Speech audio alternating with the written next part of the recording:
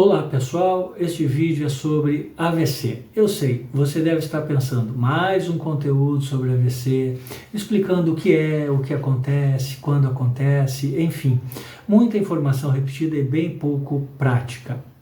Mas não, este vídeo é diferente, eu garanto a você. Eu vou falar em poucos minutos sobre algo que você não está acostumado. Eu vou falar sobre o não AVC. Não AVC exato.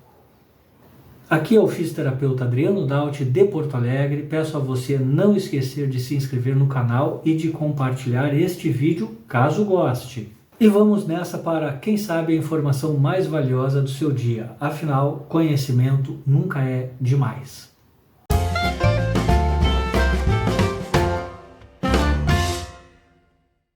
Você sabia que mais de 110 mil vezes por mês o termo AVC é pesquisado no Google somente no Brasil? Isso significa que hoje em dia o AVC é muito popular e as pessoas estão em busca de informações sobre o assunto.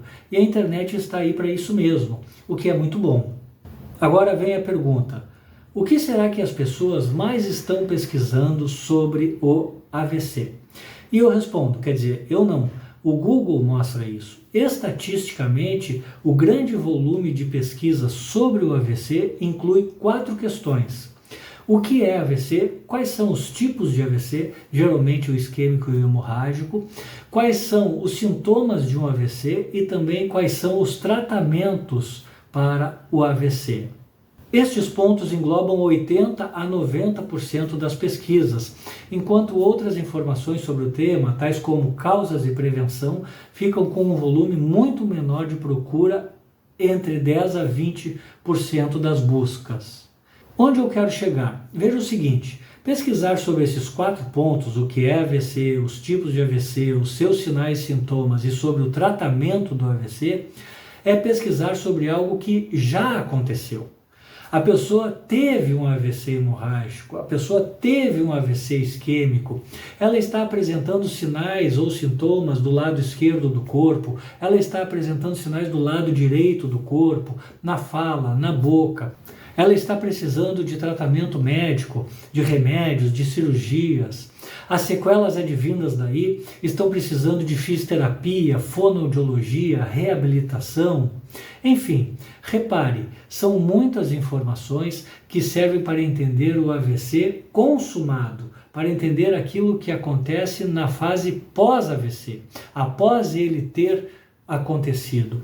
Por outro lado, quando falamos em causas do AVC, na prevenção do AVC, aqueles 10% pouco pesquisados, estamos falando de fatores que vêm antes do AVC. Estamos falando de uma fase pré-AVC, de algo que ainda não aconteceu. E se ele não aconteceu, é o que eu chamo aqui de não AVC. Então podemos dizer que 80 a 90% das pesquisas visam informações sobre o AVC, enquanto somente 10 a 20% visam o não AVC. Aí entra a chamada de capa desse vídeo. Quem vai vencer essa luta, o AVC ou o não AVC? Em outras palavras, ter AVC ou não ter AVC? Eis a questão. E a notícia boa é que isso depende muito mais de cada um do que do destino. Basta mudar o foco de interesse, passando a ser aqueles 10% que tratam das causas e da prevenção, e não os 90% que já aconteceram. Sabendo das causas do problema, podemos criar um plano de prevenção contra ele. Um futuro acidente vascular cerebral poderá não acontecer se afastarmos, se evitarmos as suas causas. Parece lógico, não? Quer saber como iniciar essa batalha? Antes, aproveite para deixar o seu like, caso esteja gostando deste conteúdo, ok? Então você pergunta, o AVC pode mesmo ser prevenido? Sim, felizmente em grande parte é possível prevenir o AVC. Sabe por quê? Porque é possível prevê-lo. Prever o AVC, exato. Olha só, o termo acidente vascular não é próprio ou não é o mais adequado para exprimir o que realmente acontece. Por isso, lá fora, na língua inglesa, o termo usado não é acidente ou accident, mas sim stroke, que significa algo como ataque, como golpe. E o que essa diferenciação tem de importante? Um acidente é algo imprevisível, um acontecimento casual, fortuito, inesperado.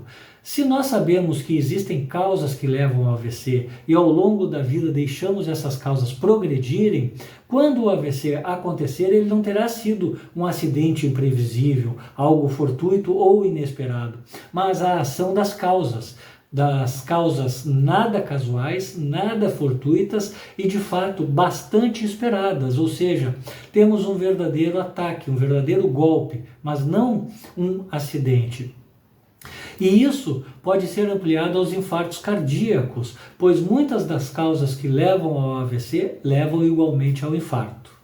Hipertensão, colesterol, triglicerídeos, arritmias, diabetes, tabagismo, alcoolismo e principalmente o sedentarismo, entre outros fatores de risco, são o espelho interno das pessoas. Nós podemos nos olhar no espelho e estarmos bem, mas será que internamente também estamos bem?